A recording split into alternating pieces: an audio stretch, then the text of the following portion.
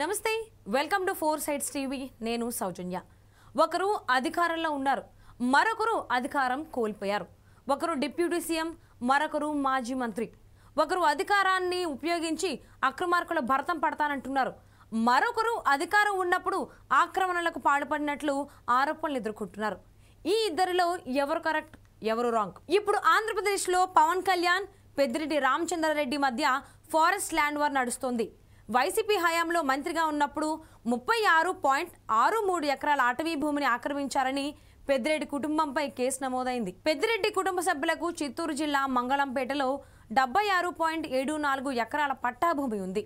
ఆ భూమిని ఆనుకుని ఉన్న అటవీ భూమిలో 36.63 ఎకరాలను పెద్దిరెడ్డి కుటుంబ సభ్యులు అక్రమంగా కలిపేసుకున్నారని కేసు నమోదైంది.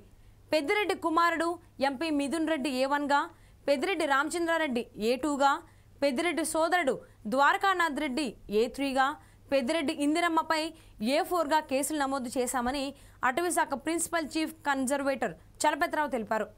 కబ్జా చేసిన అటవీ భూముల్లో వాళ్ళు ఉద్యాన పంటలు సాగు చేసుకుంటున్నారని వెల్లడించారు. ఈ నెల 9వ తేదీన ముసలి మడుగులోని కుంకి ఏనుగుల శిక్షణా శిబిరాన్ని సందర్శించిన డిప్యూటీ సీఎం పవన్ కళ్యాణ్ హెలికాప్టర్లో మంగళంపేట అటవీ భూములను కూడా పరిశీలించారు.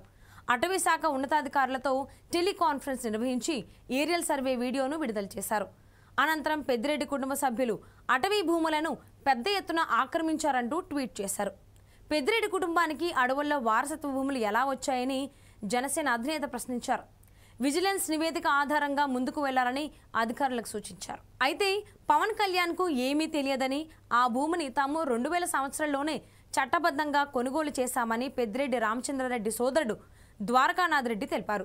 అప్పుడు అధికారంలో టీడీపీనే ఉందని గుర్తు చేశారు.